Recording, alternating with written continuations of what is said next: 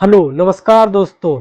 आज हम जानेंगे कि जिनको देशद्रोही या आतंकवादी घोषित कर दिया जाता है, जो मानव विद्रोही होते हैं, उनकी जैविक संरचना कैसी होती है या उनकी उत्पत्ति, उनका निर्माण कैसे होता है।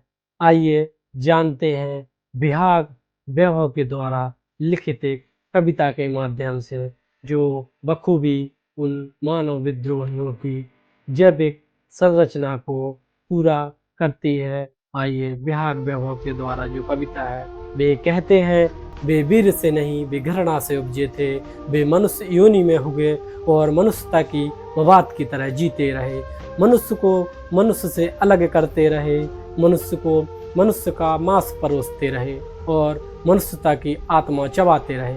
ऐसा करते हुए वे पुराने करेत की तरह मुस्काते रहे।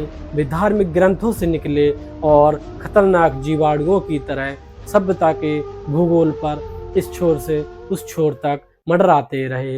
इतिहास में पसर गए द्वेष की अजगर की तरह, हवा में जहर की तरह समा गए, पानी पर बैठ गए कुंडली मारकर। उन्होंने कलम बनाई और उससे विधर्मियों का कत्ल करने का काम लिया।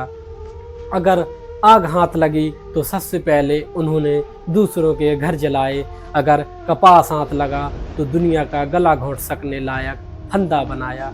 वे मनुष्य की सबसे सुंदर चीज़ों का सबसे अश्लील इस्तेमाल करते रहे और वे पहाड़ पर गए तो पहाड़ों के गर्भ में बम छोड़ आए। उन्होंने नदियों को छुआ तो नदियाँ सूखती चली गईं। वे जंगलों में गए तो जंगल में आग लग गई। वे ऐसे ऐसे कृत्य करते रहे कि उनका लालच इतना विशाल हो गया कि उनमें पूरा ग्रह शक्कर के एक दाने सा समा सकता था। वे अभियंता हुए तो काली चमड़ियों वालों के मनुष्य की हड्डियों से पुल बनाते रहे। वे डॉक्टर हुए तो मनुष्य की सबसे तेज मृत्यु कर सकने वाली दवा तलाशते रहे।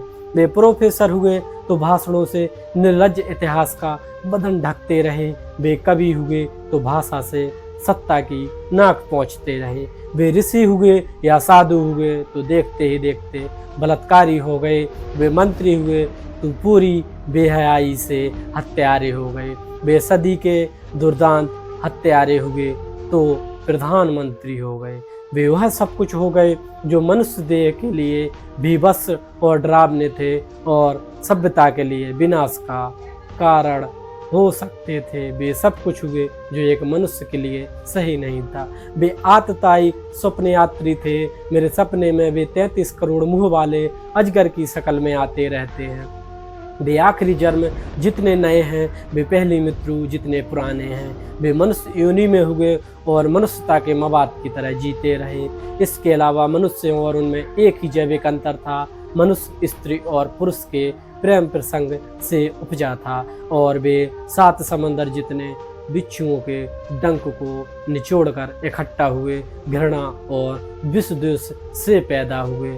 तो दोस्तों, ये थी जो मानव विद्रोही होते हैं उनकी जैविक संरचना के बारे में कुछ लाइनें जो लिखी हैं विहाग वैभव द्वारा। चलिए मिलते हैं आगे ऐसे ही कविताओं के साथ।